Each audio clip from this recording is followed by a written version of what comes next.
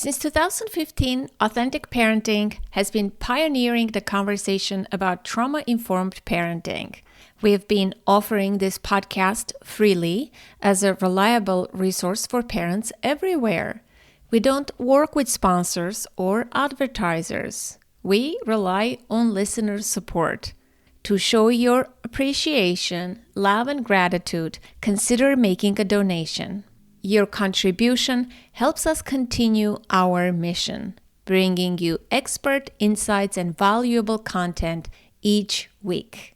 Please visit authenticparenting.com/support to view suggested donation amounts or join us on Patreon at patreon.com/authenticparenting. Every contribution makes a difference. Thank you for your listenership and generosity.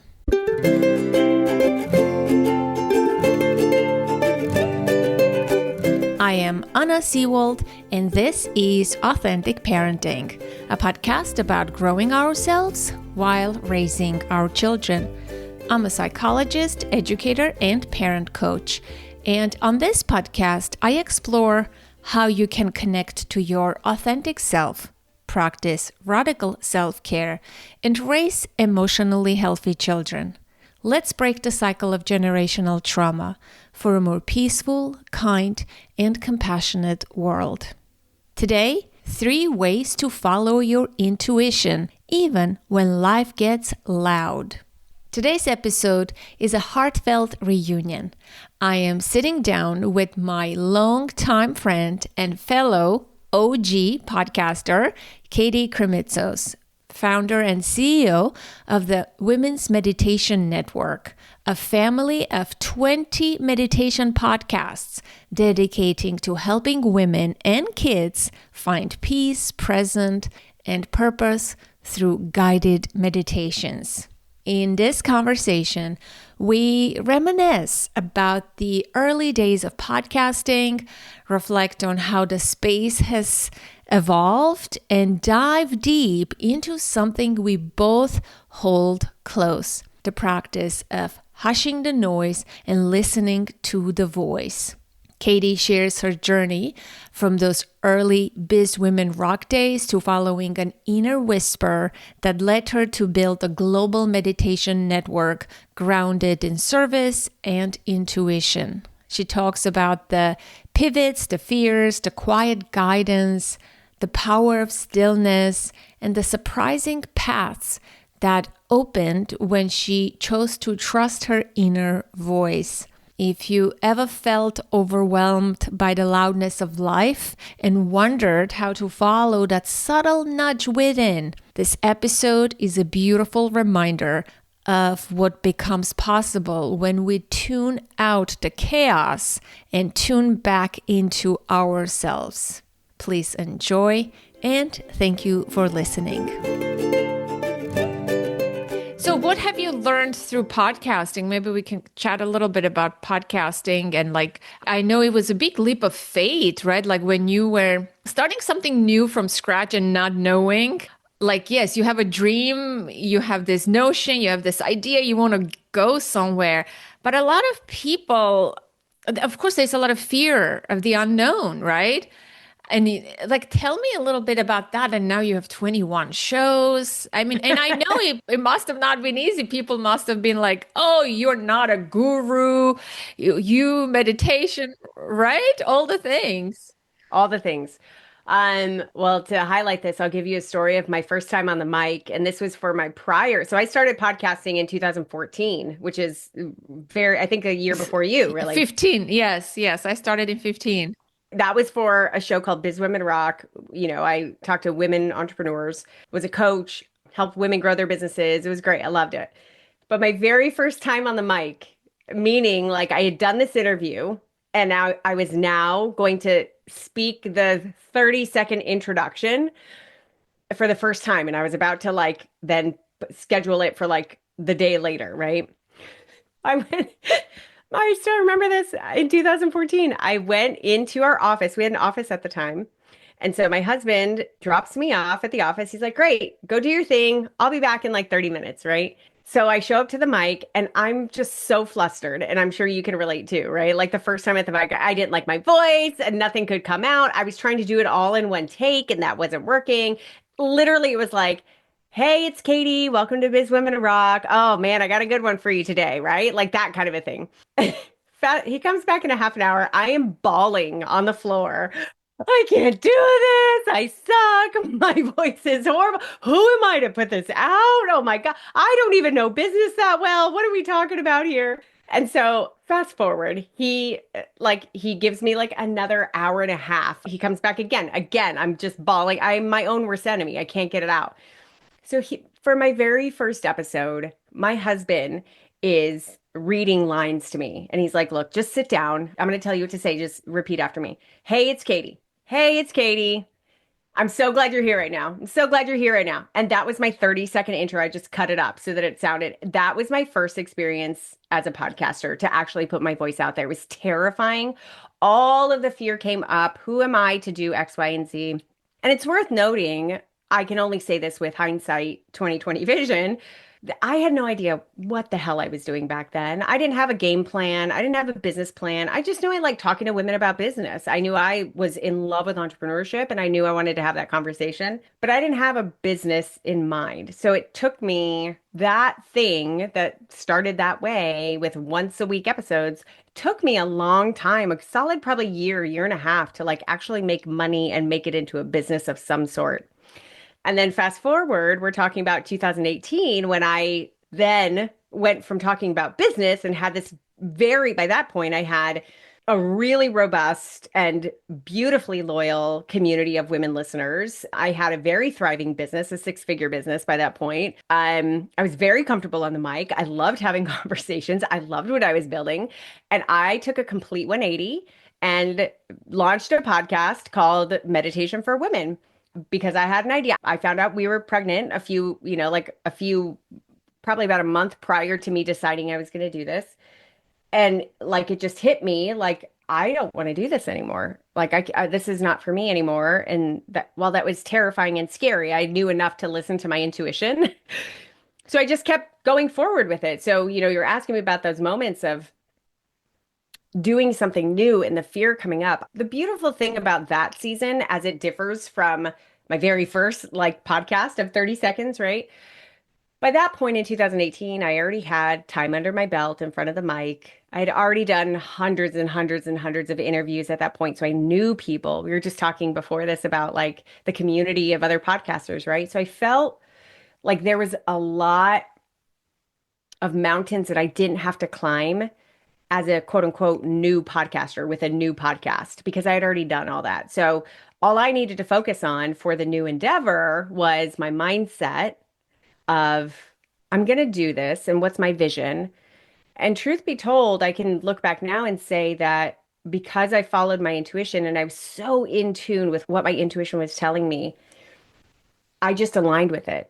And in that meaning, what I believed and what my intuition was saying, what I felt like was divine message coming through me about go start this podcast. This is the whole network. Like I had that vision right away. This is a whole network. It's not just one show. And I'm going to do it. Like I just sort of fell in line with the action of it. Those actions were in line with all of those other beliefs and thoughts and visions. So I just got into motion with aligned action. And because of that, I didn't have a lot of fear. I had a healthy amount, maybe, 10, 20% of like a healthy anxiety about like, am I going to this going to completely fail and nobody, really cares anything about it. But it wasn't enough to stop me, nor even to slow me down. The energy of like, this is it was way more overpowering than those thoughts. So for me, even though, kind of all over again, here I was in 2018 showing up to the mic, having a very different voice, instead of like, hey, Anna, like we're here talking, all of a sudden it's like, close your eyes. The sexy voice comes up. The sexy 1-800 number voice comes. And I had no experience with that before. I had never led a public meditation before. I am not certified in any type of meditation. I am not a meditation guru. So like, of course, the thoughts of like imposter syndrome, who the hell am I to do this? But I just knew I was a writer. I could write beautiful scripts of love, of poetic love that I really wanted to share with women. And I knew I could wrap it in a meditation and speak it into their ears. And that's why I loved podcasting, because I could make it be such an individual experience that it felt like you were mentioning, you were listening to one of my sleep meditations last night. My hope with every individual meditation I put out is like, you felt like I was talking to you. You felt like I was there, like speaking those words and giving you that whole meditation experience with the music and the sound effects and all that sort of stuff. So yeah, so I just, when all of that stuff comes up in any transition, we're about to go through another transition right now that I can talk about later, but like I will recognize the healthy amount of fear and anxiety and who am I? What do I think? Who am I to believe X, Y, and Z? But my job is to get aligned. My job is to like really tune into the intuition that really has all the answers for at least the next best step and just go and just put my head down and go and continue to recalibrate, recalibrate, recalibrate. And that completely dissolves all that other stuff. So interestingly, I had people after this transition, and it's worth noting, like, you get signs from the universe that you're on the right track. So like at that point, my podcast, Biz Women Rock, was getting like 5,000 downloads a month, which was plenty. And it was a great, solid, sticky community of women listening. The Meditation for Women hit 5,000 downloads 3 months after it started. And I was like, okay. So it was worth noting, like I was continuing to get confirmation, like, yes, this is the yes, you're keep going.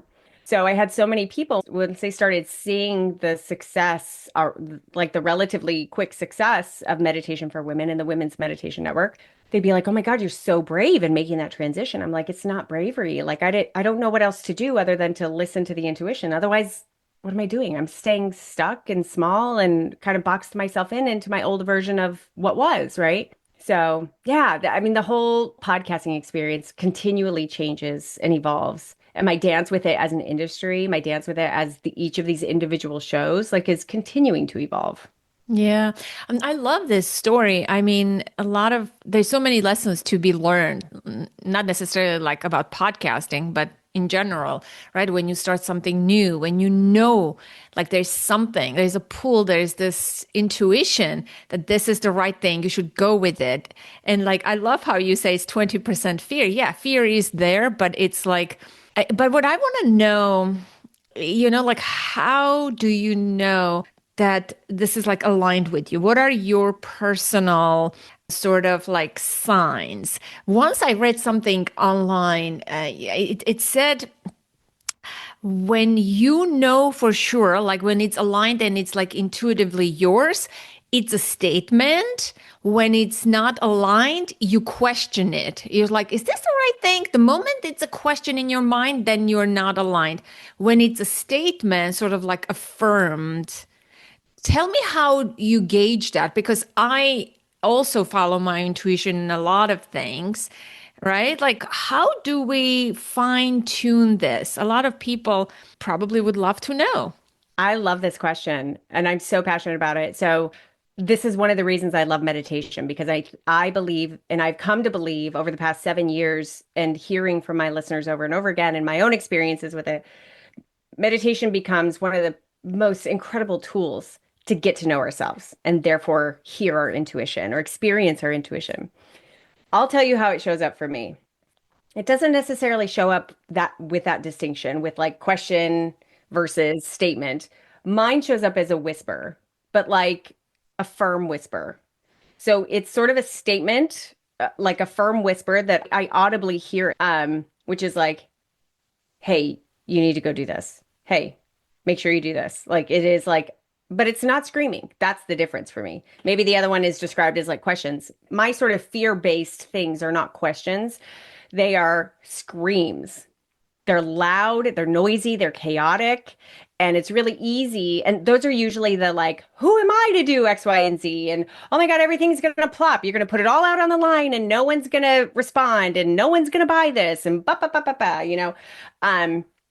So it's loud. So for me, the way my intuition shows up is that it whispers to me. So for me, it becomes mandatory to have some sort of a stillness practice. And I'm going to be really broad with the definition of my definition of meditation here. So for me, currently in this particular season, for probably the past year or so, that's looked like a morning meditation, right? I'm sitting, holding my coffee, I'm sitting on the couch, I'm closing my eyes, and I'm just like being in stillness. In the past, that has looked like, the moment of like, oh, I'm so stressed out. I need to go outside and just breathe for a few minutes, right?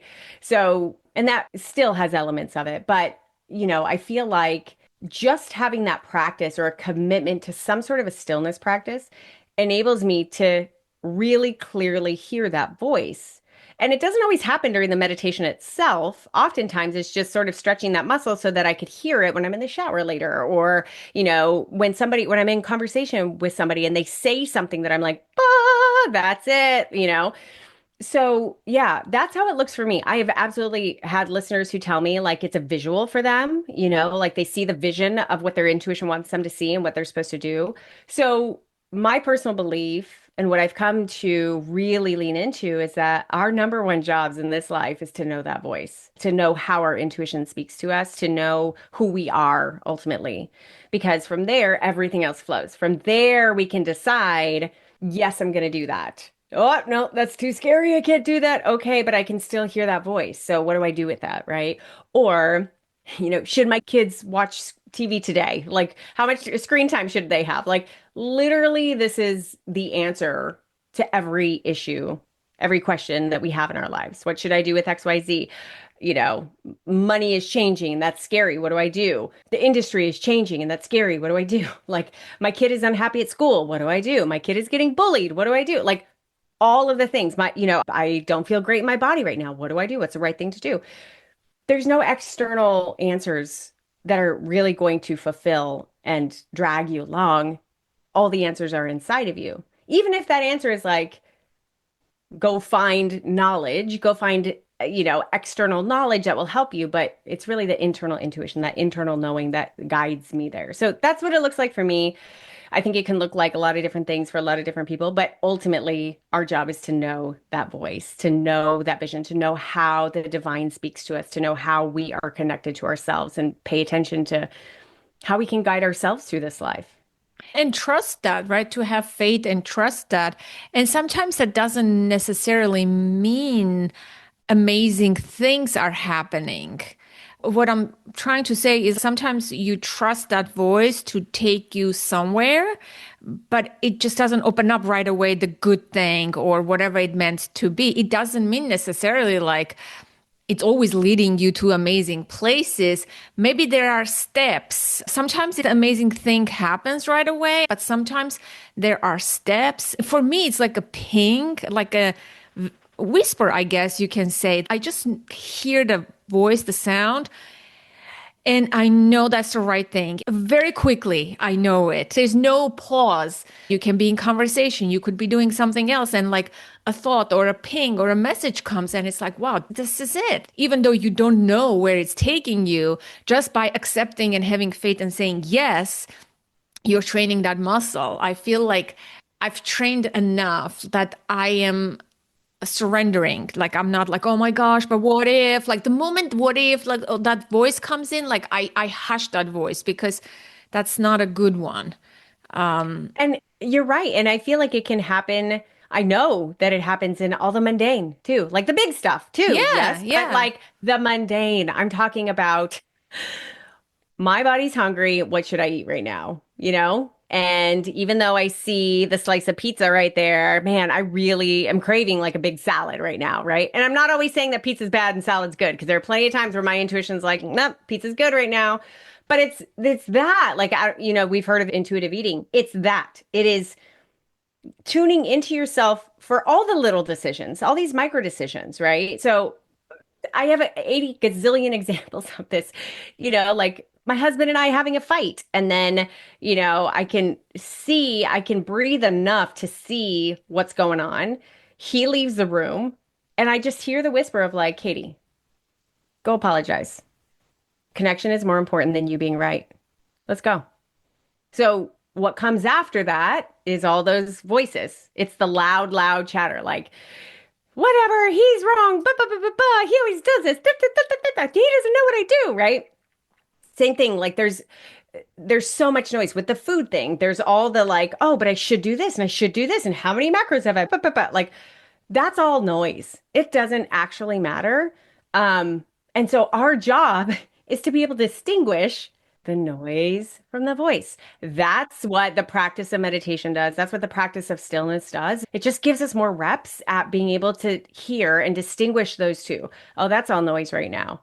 Oh, that's the voice. And same, you and I are the same. Like I trust it enough now because I've had decades of experience listening to it and trusting it and seeing like, oh yeah, my intuition's got my best, my best, thoughts for me, my best interests, always leading me down the right path for me.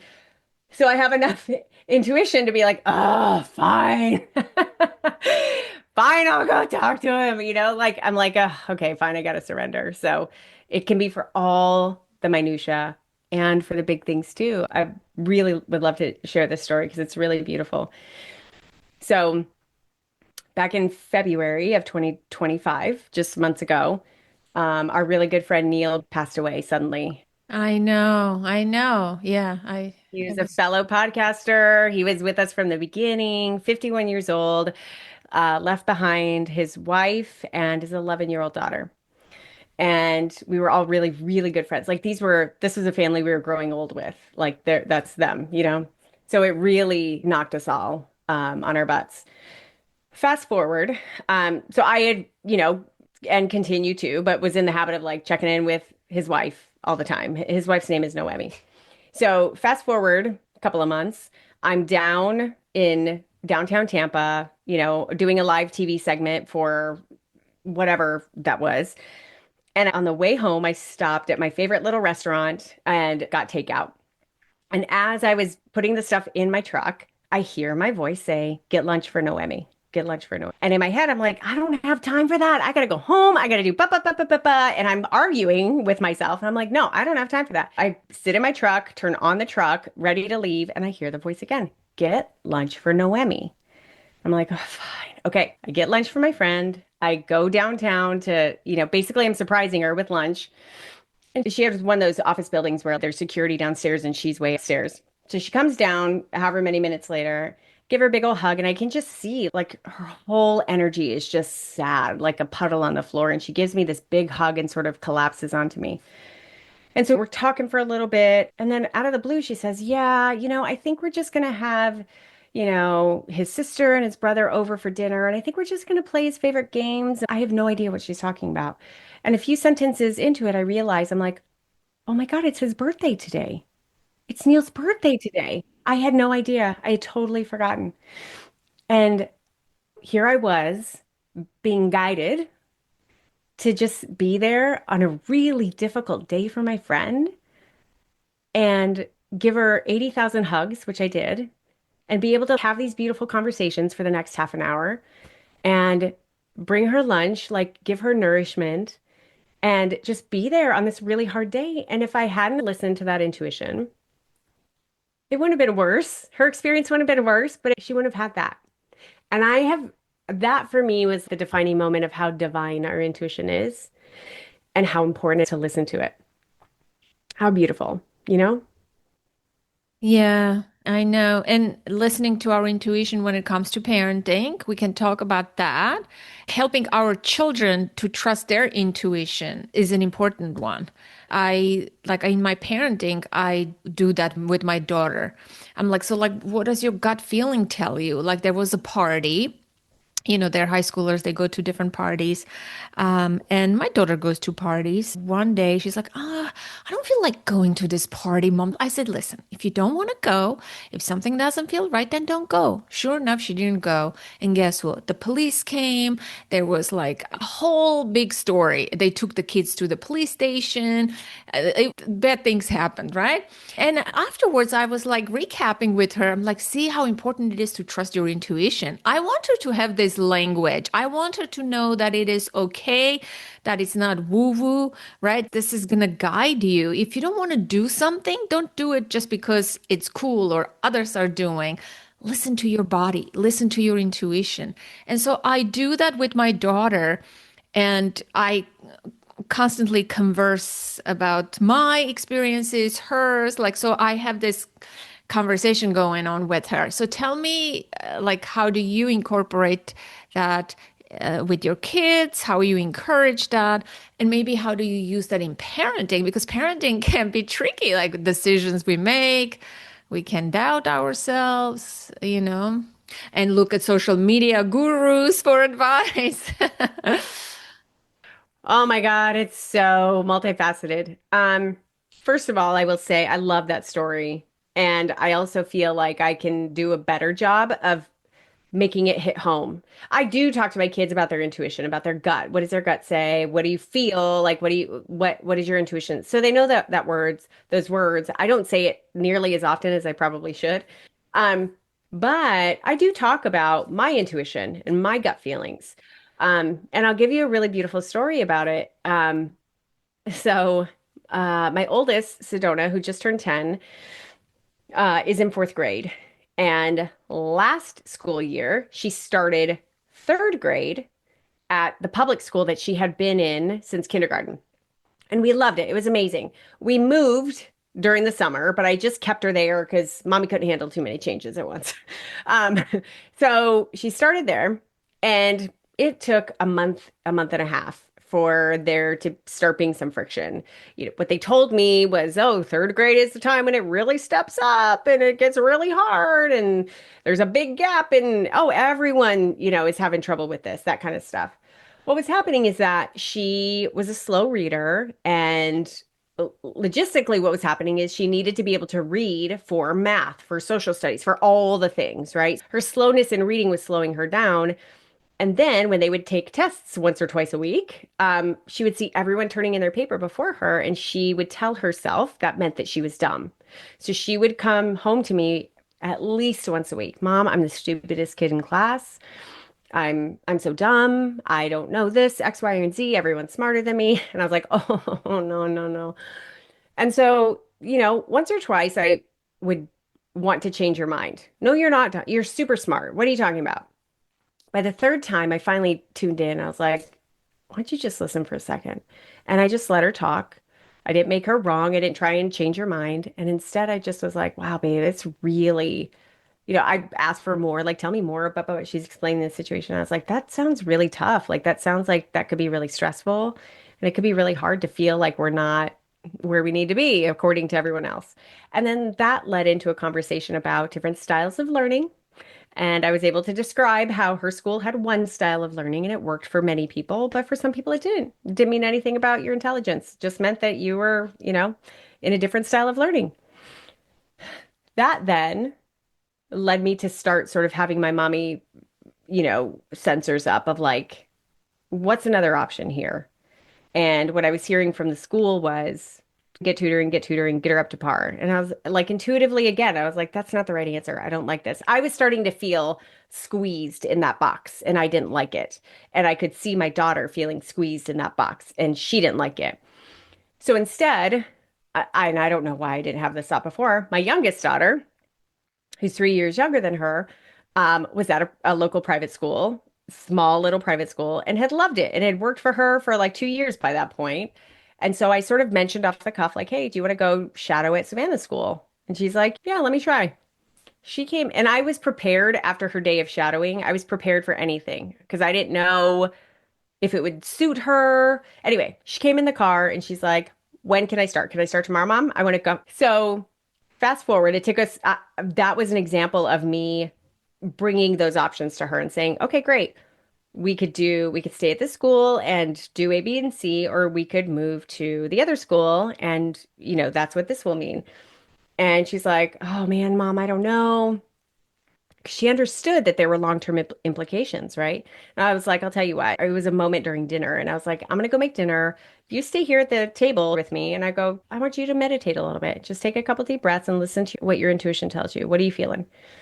5 minutes later, she comes up to me. She's like, I'm going to change schools. I go, okay, sounds good. And so it took us a few weeks, but basically on her last week of school, she had a parent teacher conference and I still went because why not? And the teacher basically said, your daughter's failing. And I was like, okay, great. The next week at her new school, by the second day, her teacher, who is phenomenal, saw an art project that she was doing, like a really simple like art project where you make a piece of paper into like a 3D house, right? And they were having like free time. And so she did this thing. The teacher noticed that all the students were super interested in that. And the teacher goes to my kid, "Hey, Sedona, that's really awesome." She's like, "Oh yeah, no big deal. Like I learned it a couple years ago. I love doing this." And she goes, "Do you think you can teach us all that tomorrow?" So my comparison of me listening to my intuition and me helping my daughter listen to her intuition is one road led to she doesn't fit in that box and she's failing. And the other road went to a week later, my daughter's teaching at her school. And she has been there for over a year now. She is thriving. She is obsessed with reading. She's a great reader. Like it's been one of the best things that we've done. And again, I didn't need anyone else to tell me what to do. You know what I mean? Had there been an intuitive vibe that said like, "Hey, go ask so and so," because I absolutely hear that sometimes. Like, get somebody else's opinion on this. Trusted people who understand, right? Um, but I didn't need anyone's opinion. You know, my husband and I, of course, were on the same page about everything. He's learned to trust my intuition with our kids and their schools. Like he's like, "Dude, you got this. Like I trust you." And it's been magical. And think about if I had been so consumed by the noise of the shoulds, of the got to keep up with the Joneses and all the different grades and all the like, I don't give two shits about any of that. I care that my kid loves learning. That's what I care about. And that she's thriving and that she's like joyful and she's having tough things and she's getting challenged and she's growing. Like that's what I care about. So that's one example of like a really big life change that was completely guided by my intuition and her intuition.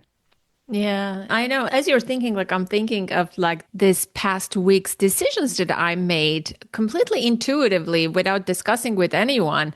And it's like the moment you go to someone, and sometimes, yes, you're right, your intuition tells you to go to someone, but I feel like we know ultimately what's best. It's like if you have stillness enough to access and trust, you would be guided. And maybe it's based on like our previous experiences. Who knows? Like it's kind of mysterious, right? But it's true. It happens. And maybe the science doesn't know how to explain it yet. Maybe, it doesn't matter. But where do the thoughts come from? Like, where do you get the idea? Go start a meditation network, not even a podcast. And for women, right? Like, this is like amazing. Like, I'm always amazed when I get those kind of, intuitive calls and I get ideas and I'm like, wow, this is amazing. Like, this is miraculous. Like, where did I get the idea to do this? Right. Then it turned into this. Like, who knew? Or like the way I started my podcast, I didn't have a plan. And that's what I'm saying. It's so much different now. When we were starting podcasts back in 2014 and 15, nobody had a plan. And nobody even knew what a podcast was. A lot of people. These days, people go with 10-year plans, marketing plans. People go with teams. And you know what I mean? It's a different ball game. I don't know if I hadn't started my podcast 10 years ago, I don't think I would start a podcast today. That's my, like, where I am. Like, this is not my vibe. Like, I don't want to be this aggressive, the way they do things type of person. That's definitely not aligned. But as my podcast turned 10 years, so another intuitive thing, I wanted to celebrate big and I wanted to do a retreat and a 3-day retreat. What are we doing here? Because I do live podcasts and last year we did twice. So we do a live podcast event. It's like more than a podcast. Like there is activities and food and like we go all big, right? And I'm like, for the 10th anniversary in August, like I have to celebrate. And guess what? Life took different turns for me this year. And I had scheduled it. Everything was in the books. I even had the guest and everything, but I just didn't feel it. And I canceled it and I talked to the person and I said, I just can't, it does not happen. And that was the best decision because what happened later in my life, what came after that, I could have never managed any of that. Like, you know what I mean? So I knew intuitively to postpone this 10th anniversary celebration. And I know it's the right thing. It is the right thing. Yeah, I think the hard thing with intuition is it's one thing to know. It's another thing to act on that knowing for many reasons. One is the fear of failure. Another is what is everyone else going to think about this? Like, what's going to be the reaction on this, right? Like, um, yeah, like what is everyone going to say if I don't do a big 10-year party for my podcast? And none of that really matters. None of that actually matters. Doesn't matter what, I had a big thing in my head when I kind of sunsetted Biz Women Rock of like, oh shoot, like this is just another failed podcast. Like I can put me in that stat over there, like I'm contributing to that stat. And I kind of had the like mini pity party for myself. And then I was like, no, that's not what it was at all. It was a success. It provided XYZ for me. I learned ABC and it was exactly what it needed to be. And I'm kind of going through the same thing right now. We've been around for 7 years now, went from, again, one podcast to now 21. More than likely, by the time this goes live, we will have our 21st show, which is Meditation for Menopause, which I'm very excited to bring to the world. Yes. So, you know, there have been many moments of like, oh, do we take a right? Do we take a left? Do we go straight on? What are we doing here? And last year, summer of 2024, I really was in kind of a dark place of like, do I want to just sell this and get out? Do I just want to be full-time mom, have some more babies and, have my little wannabe homesteader life? Like, do I want to do that? That sounded really good. Um, but then I really kept digging in deep. You're asking about like, how do we process the intuition that we hear? Like, how do we move forward with it? So one of the ways that I do is I will journal a lot. I kind of talk to myself in the journal. I talk to my husband, who's phenomenal and such a beautiful reflection of like, I was having this idea and like he can play with me there in a really loving and accepting way. And create a safe space for that, all those brainstorms to happen. I go on walks. I'm in nature. Like I'm constantly I'm talking about it with like, one or two other really trusted friends who I can trust with the incubation of something new, right? So, once I kind of got through that, it was about this time last year, I kind of came through that portal and I was like, oh, I'm not giving this up. I love what I do. And I've only just started. Like everything that's happened back then, it was 6 years. Like everything that I have created for 6 years, these past 6 years, is pretty damn incredible. But I've got more things to do, and it's going to look really different. And so it's been just shy of a year now that I've sort of been putting all these pieces together to make a big turn and to make a big pivot and to be able to do something different and to be able to expand the brand in a way that felt really aligned and felt really like so much more than what you're kind of describing as a podcast space right now. So much more than just like bigger and more stuff, right? And so in January of 2026, I'll be officially launching my first course for the very first time in 7 years. I'm actually going to be teaching this process that we're talking about, like how to use meditation to access the magic. You were just saying, like, it's like miraculous what's available to us here, right? So, how to actually use meditation to access the magic inside of us. It's so much more than stress relief and anxiety relief and sleepy time. It's all of those things, but it's so much more. And it really enables us to live an aligned life. And so I'm really excited, but that's meaning something different, like kind of steering the ship a little different, shifting things so that energy and time is spent on moving the business that way. While continuing to expand podcasts, continuing to expand into the YouTube space, like it's meant a lot of big, hard, sometimes changes. But I'm sort of in that where I was 7 years ago. I'm just trusting, like, I'm recalibrating. Like, does this feel aligned? Is this the right next thing to do? Absolutely. Yes. Okay, great. Go, go, go. And you're right. In those moments, I'm not looking at anyone else for answers. I know what to do. I'm looking for other people to fulfill what I know to do. That's what I'm looking for outsiders for. And once you know it, they just all sort of popped in at the right time. So it's pretty, it's more than miraculous. It's more than magic that is available when we actually tune in to to allow ourselves to piecemeal together our own version of this beautiful, magical life that we have. Yeah.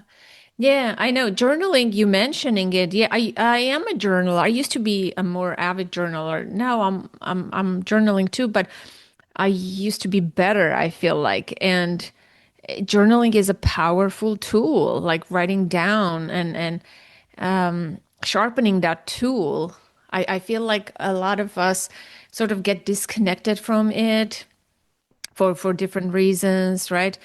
But the more you trust, the more you like stretch that muscle, you get better and better. And like with years, like now I know to trust it and just blindly follow it wherever it takes me. Even if I fail, I feel like I'm not scared of failing, and I don't see it as like, oh my gosh, I took this turn and I failed. I consider that another attempt to the right direction. That failure is a stepping stone. I don't see it as a roadblock. Let me stop here.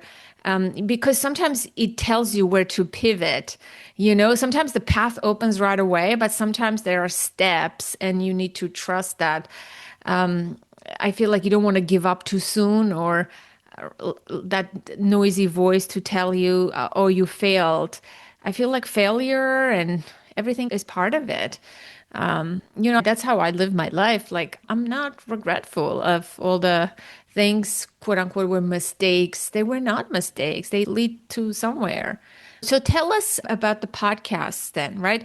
You started with the meditation for women. Now there's the sleepy time. There's 3 hours sleepy time for people who cannot fall asleep. So tell me what others are there for listeners. What are the options? I'll just kind of give a sprinkling of them. So, meditation for women is sort of like our place to start. It's a little bit of everything. Then we have sleep meditation for women. Those are generally about 30, 40 minutes. Then we have, And I bet there are men listening to those. I yeah, of guarantee. course, of course. You It's know. fine. Is it? Yeah.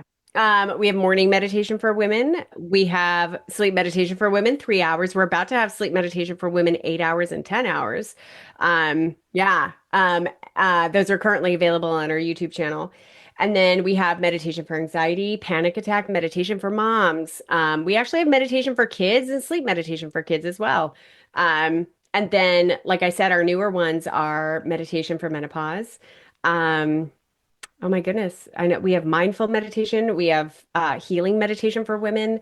One of my good friends is like a Reiki master who leads that one. We have daily affirmations for women. Like there's Yeah, I saw that too. But not all of the voices are you, right? Or most of them are you. no, there the majority out of the 21 shows, 18 of them are my voice.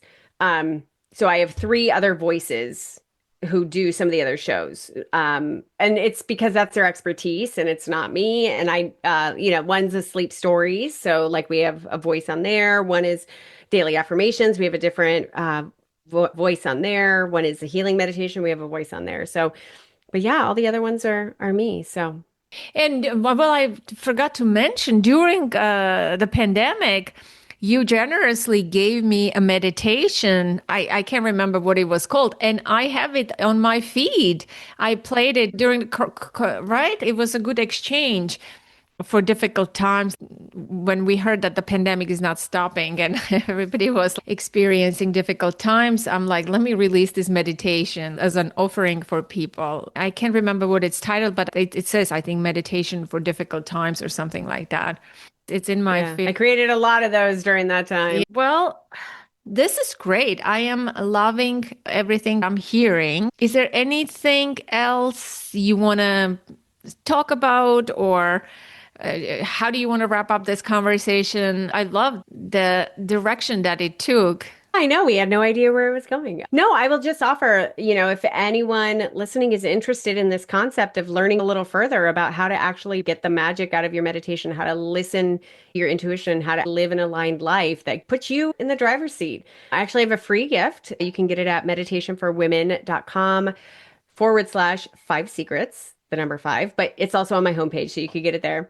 It just gives you my 5 simple secrets that allows you to start putting this stuff into practice and actually read it and then sit down for meditation and you will experience it. So, yeah, I would love for you to learn a little bit more and, start listening to some of the meditations we have available for you and see if they really work. Yeah, especially people who struggle with sleep time. And I have a lot of listeners who are in the perimenopause, menopausal bracket. So this is good.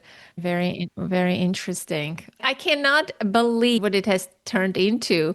This is 2018, the whole women's network, the meditation network, and this is amazing. I love seeing things like this happen. I gave a talk in July to a group of teenagers and their parents, and they told me it has to be inspiring. Whatever you do, just give an inspiring talk. And so that's what it's available in my podcast.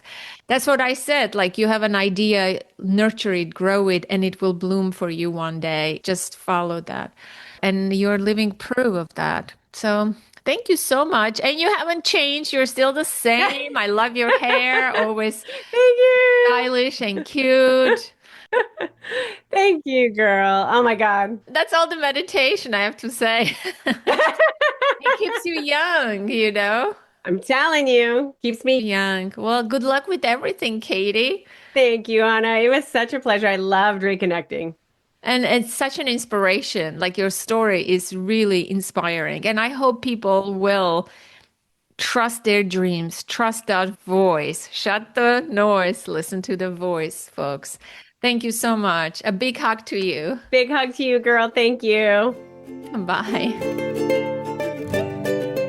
That concludes today's conversation, my dear listener, and I hope you found this episode helpful and inspiring. Be sure to hit that follow button so you don't miss future episodes, and take a moment to leave a rating and review. It really helps others find the show. I would love to hear your thoughts and takeaways. Join the conversation in the Authentic Parenting Facebook group or visit the contact page at authenticparenting.com/contact to get in touch. Authentic Parenting is an ad-free show, and your donations is what makes this podcast possible. Support the show by visiting authenticparenting.com/support or becoming a patron at patreon.com. Your contributions make it possible for me to continue bringing you weekly episodes. And as always, connect to the present moment, to yourself and your children. Until next week, I am Anna Seewald. Thank you so much for listening.